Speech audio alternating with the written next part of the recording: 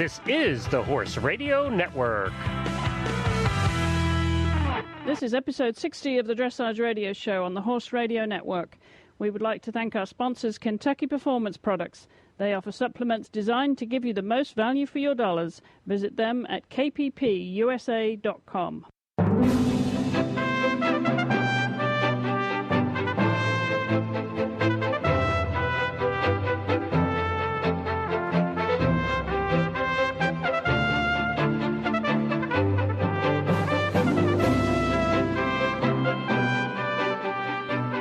Our show planned for this week begins a two-part series on mental preparation and body awareness with Heather Blitz. Nerves can just be so destructive to our whole experience at a show, and the more nervous you are, the more time you have to give yourself, and show up early as much as you can. Get your horse hand-walked around the show grounds, even just be at the show grounds yourself. Just let some time go by where you're not under any stress of, time pressures at all.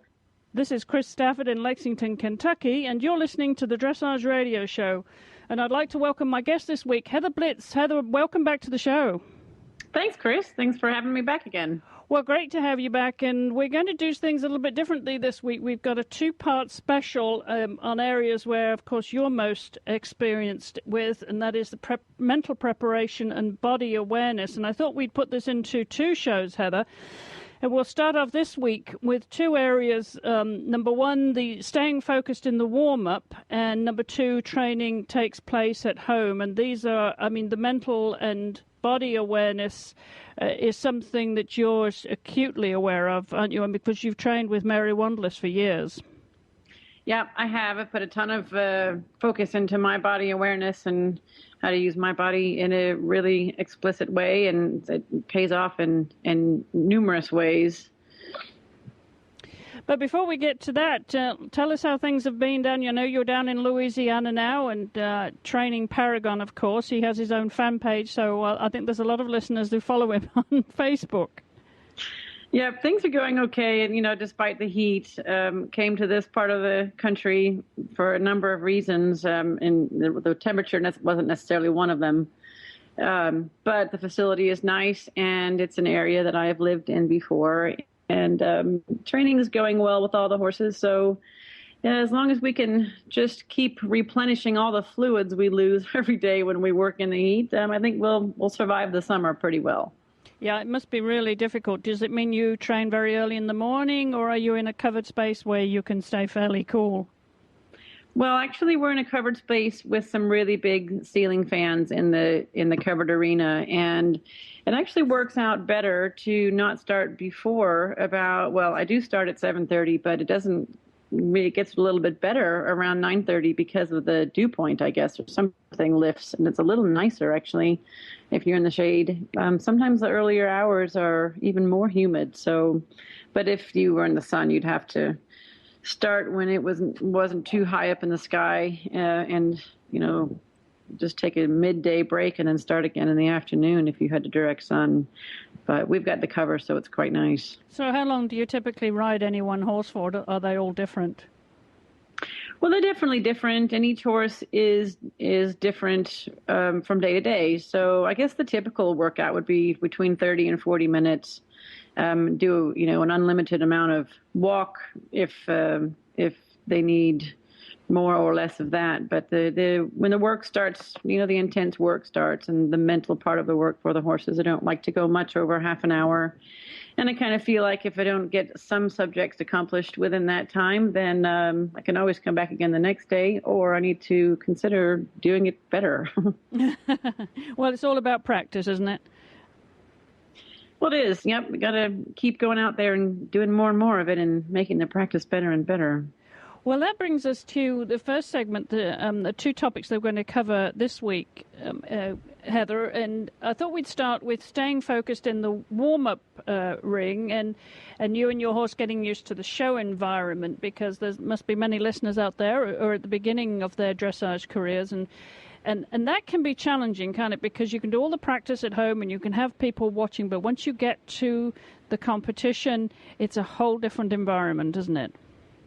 Well, it is. And, what I can offer as far as advice comes from a lot of years of experience in getting past the point where I show up at a show and have a lot of nerves to deal with. But I remember that quite well years back when I was not so experienced at showing, that nerves can just be so destructive to our whole experience at a show. And, you just, the more nervous you are, the more time you have to give yourself, and show up early as much as you can. Get your horse hand walked around the showgrounds, even just be at the showgrounds yourself, and just let some time go by where you're not under any stress of time pressures at all, and get yourself settled in a way that hopefully can help out with some of those nerves. And then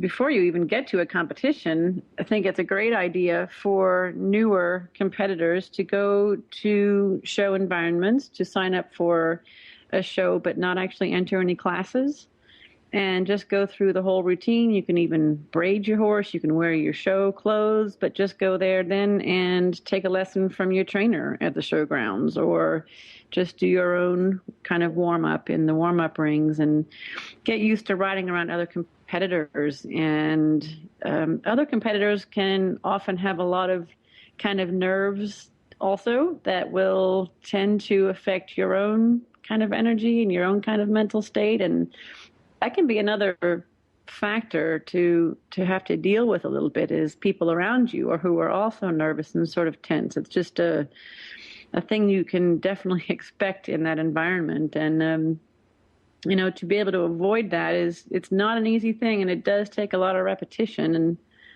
maybe it helps also to just realize that you're not the only one. If you're feeling nervous or stressed about it, you're definitely not the only one. And everyone around you is probably experiencing similar things, and that might be a helpful thing too.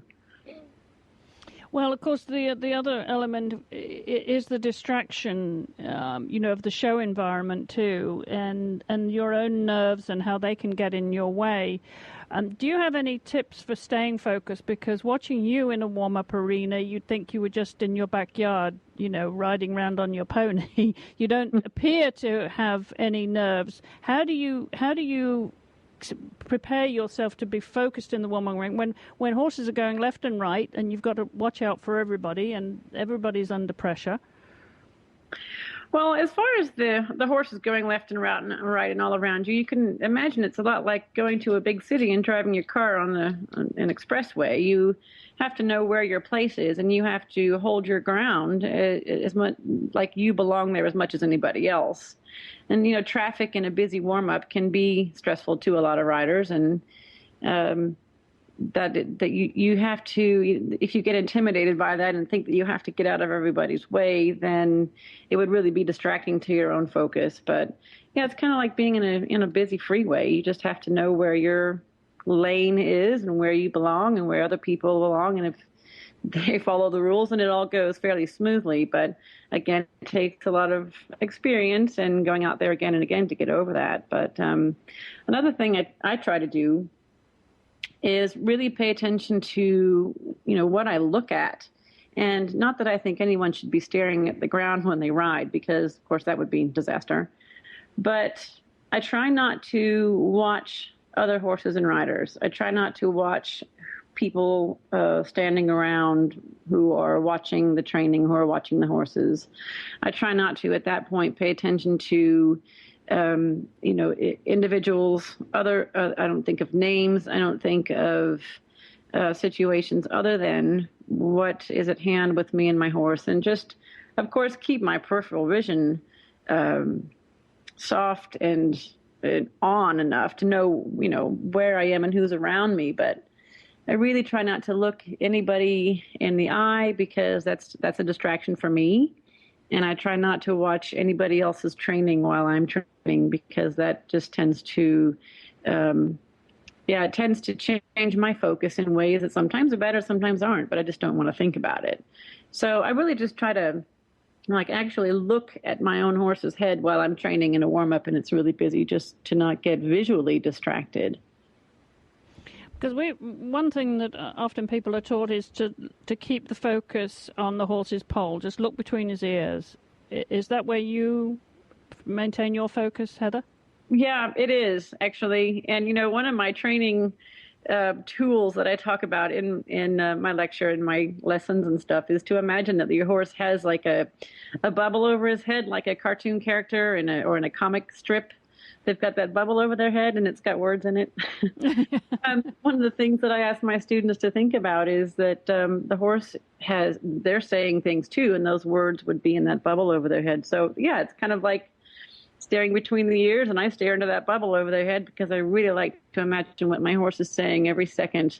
So that is where I look, and so it's not a hard stare downward, and I definitely have a soft peripheral vision to see the rest of the arena, but that's where my central focus is.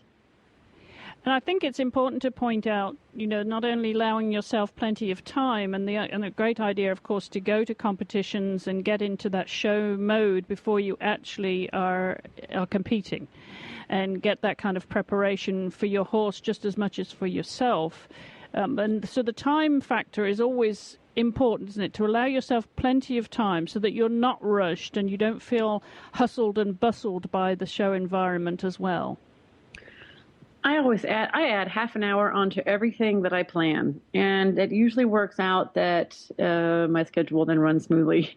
It took me a while to learn how to do that, but if I want 20 minutes to groom my horse, let's say, then I'll just add another half an hour onto that, and it's a number for me that works really well. Whatever task that I want done, I pretty much add on a buffer of at least half an hour. I mean, it depends. If it's a 5-minute task, I won't add on half an hour, but, things that take time, trailering to the venue, unloading, setting up the stall, braiding my horse, things like that, I just add on time. And it's much better to just if I have more time and I have to figure out how I'm going to fill that time, of course, it's a much better problem than rushing to the show ring. And I've been in that situation, and it's, that's a horrible experience to know that your warm-up time is getting crunched down to be, smaller than what you thought.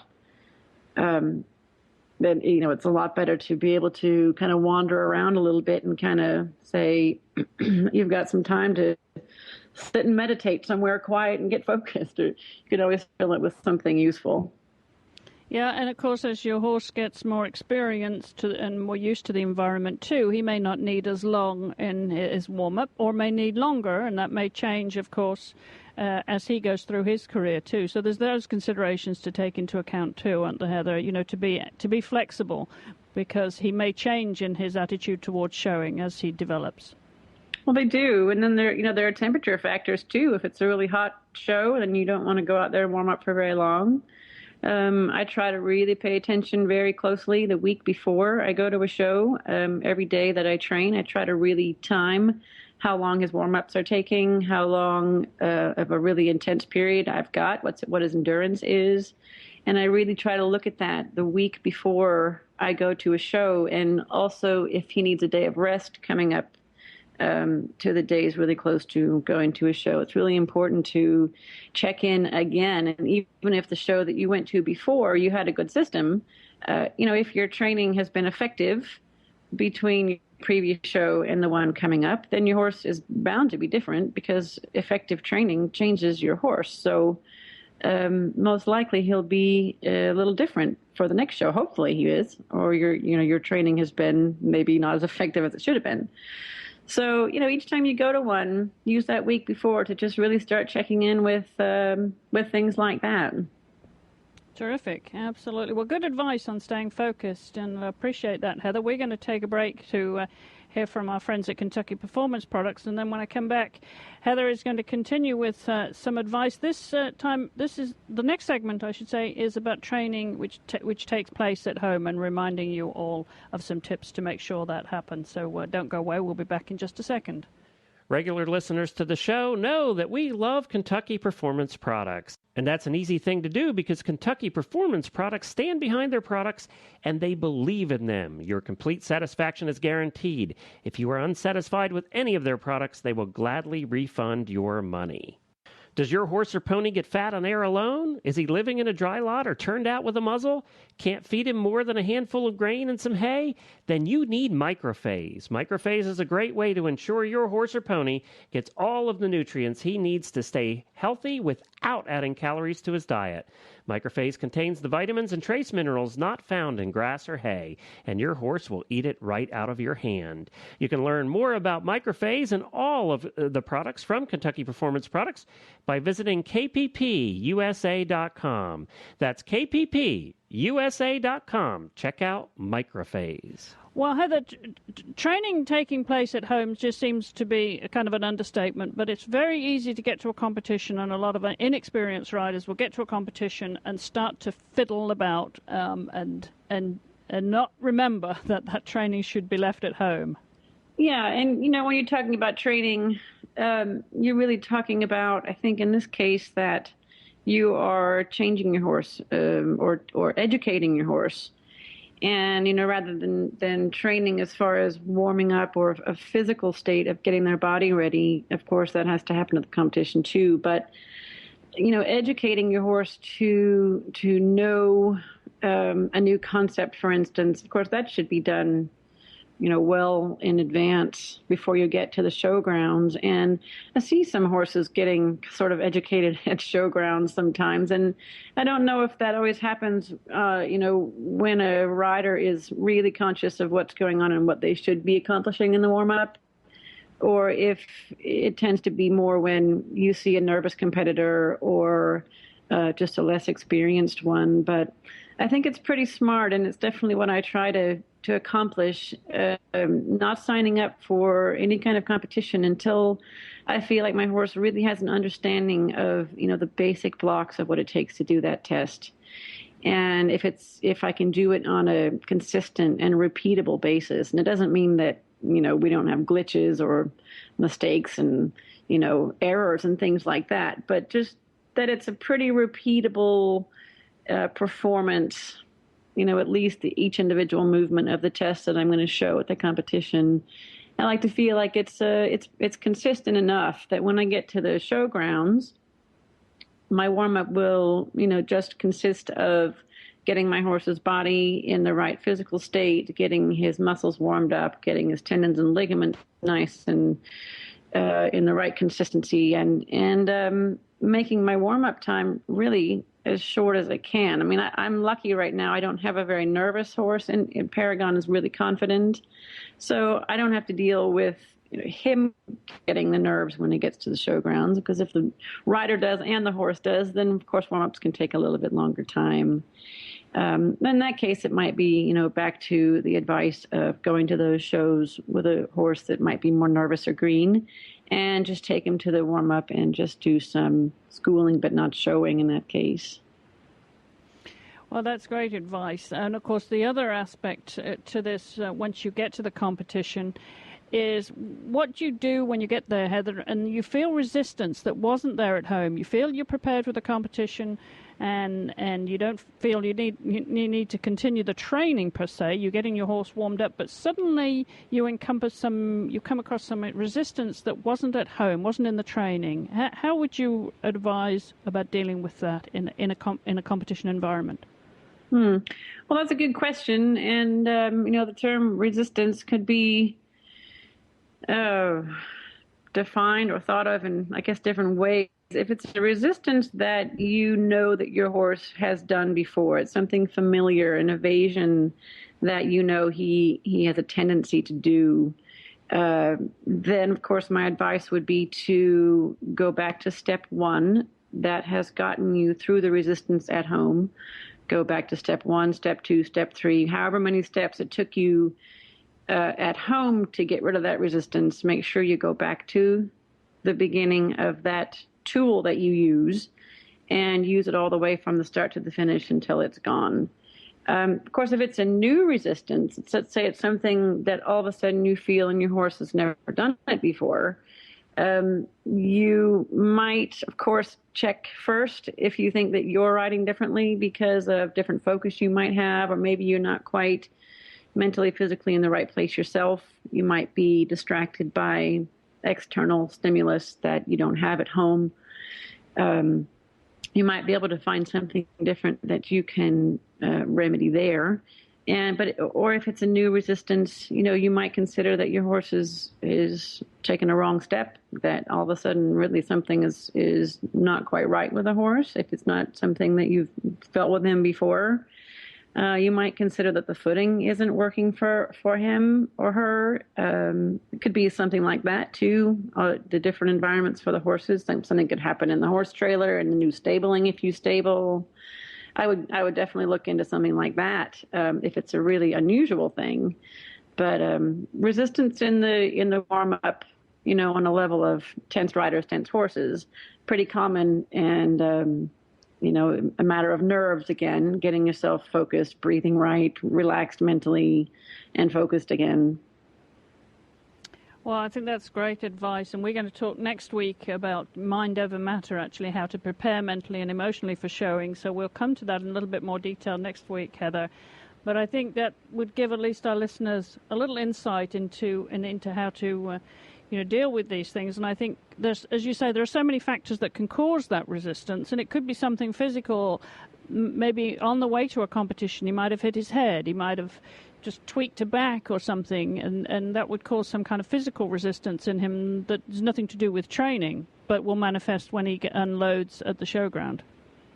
Yeah, I mean, there are a lot of things that are potential injury-causing things, on trailering and in new environments, new footing and things like that. But I think more than likely you might be talking about something that would be caused by intention and nervousness. It would just be the most common sort of, I think, factor to cause that sort of thing. And getting rid of resistance in show environments is more than half the battle, I think.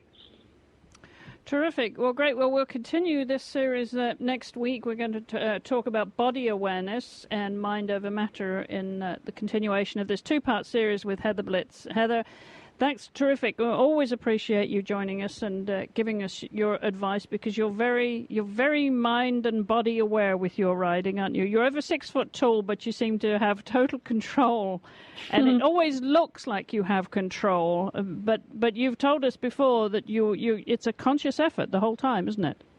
Well, it is. I mean, some things certainly become happening by second nature once you practice them. I think it's 10,000 repetitions that the human brain and body need before something becomes second nature. So over the years that I've become more and more aware, things become, over on this happens by second nature chart.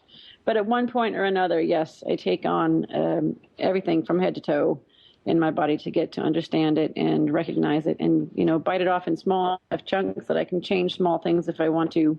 And it's just been making the biggest difference, I think, in me and my professional career that anything has by far. Terrific. Well, we'll get into detail again next week in part 2 of this series with Heather Blitz.